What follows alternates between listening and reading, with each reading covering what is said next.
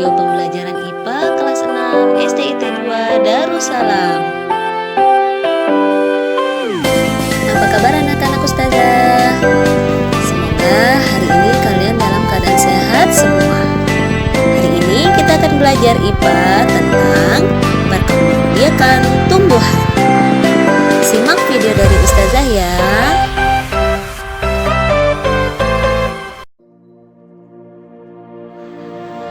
Perkembangbiakan tumbuhan itu terbagi menjadi dua cara, yaitu secara generatif dan secara vegetatif. Apakah yang dimaksud perkembangbiakan secara generatif? Mari kita bahas bersama-sama ya. Perkembangbiakan secara generatif adalah perkembangbiakan makhluk hidup. Dalam hal ini adalah tumbuhan yang terjadi melalui perkawinan atau penyerbukan. Dalam hal ini adalah tumbuhan yang berbunga.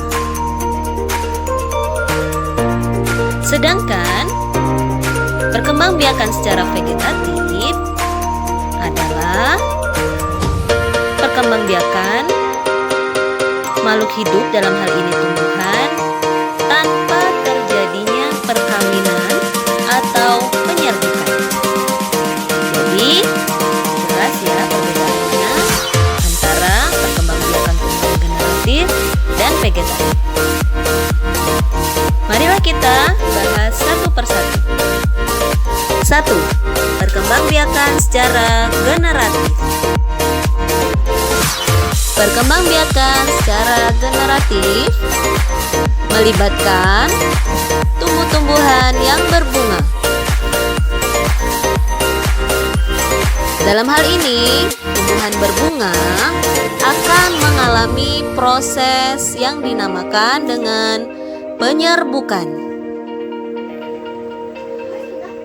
Apa yang dimaksud dengan penyerbukan? Penyerbukan adalah peristiwa jatuhnya benang sari ke kepala putih.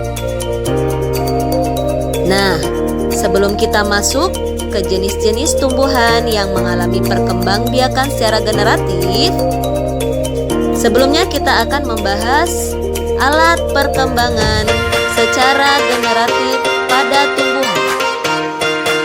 Dalam hal ini, tumbuhan yang berbunga. Mari kita bahas bagian-bagian bunga. Pada gambar sudah terlihat struktur bunga. Nah, kalian bisa melihat ya, bunga sepatu.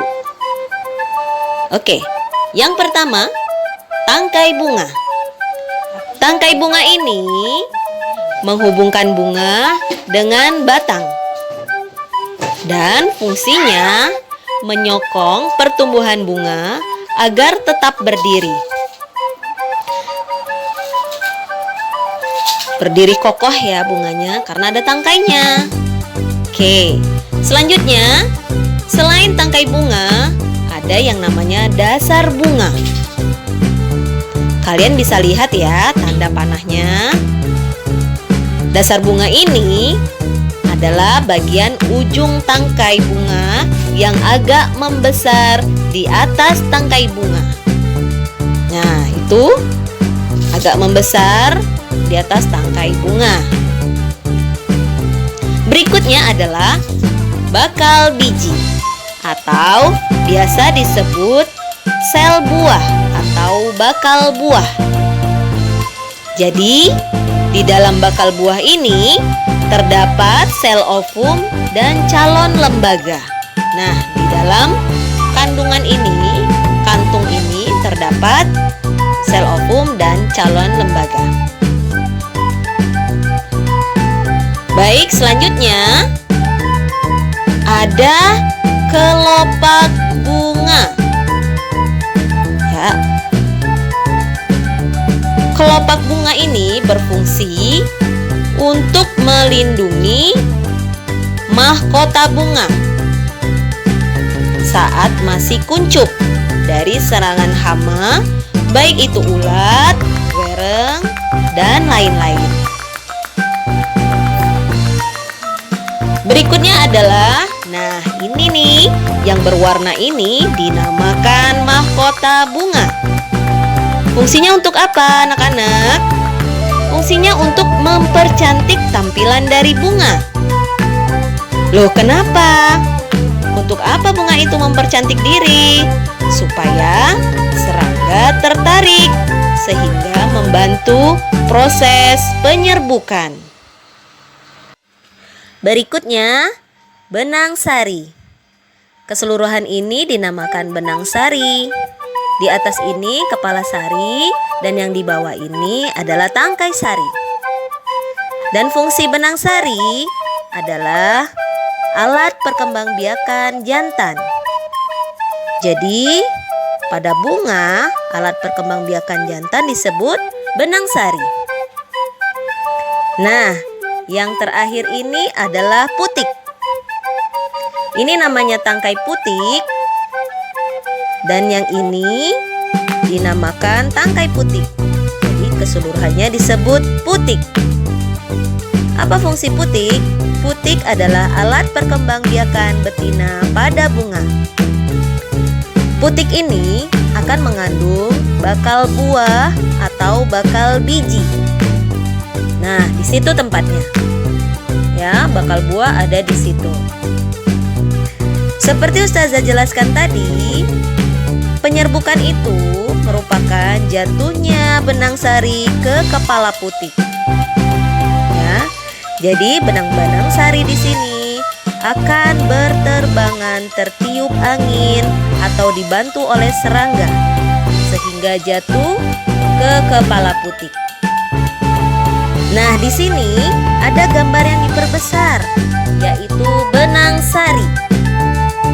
Benang sari terdiri dari butiran-butiran halus seperti ini ya. Jadi kalian bisa lihat, bagi yang memiliki bunga di sekitar rumah, sambil menonton video ini, kalian bisa sambil memperhatikan bagian-bagian bunga. Nah, kalian bisa mengenal secara langsung seperti apa itu benang sari, kepala putik, mahkota, dan lain-lain. Baik anak-anak Ustazah, demikian bagian-bagian bunga sudah Ustazah jelaskan secara rinci.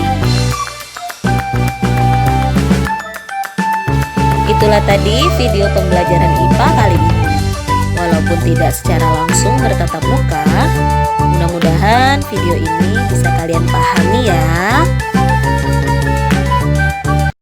Baik anak-anak, kalian sudah melihat penjelasan tentang perkembangbiakan tumbuhan. Sekarang tugas untuk kalian adalah di buku tematik halaman 5 ada gambar bunga sepatu. Nah, tugas kalian adalah menggambar bunga sepatu dilengkapi dengan bagian-bagiannya. Ya. Di sini seperti ada mahkota, benang sari, kelopak, kelapa sari, tangkai sari, kepala putik, dan lain-lain. Silakan digambar di buku tulis, kemudian dilengkapi dengan bagian-bagiannya, disertai dengan fungsinya masing-masing.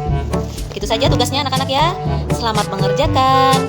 Wassalamualaikum warahmatullahi wabarakatuh.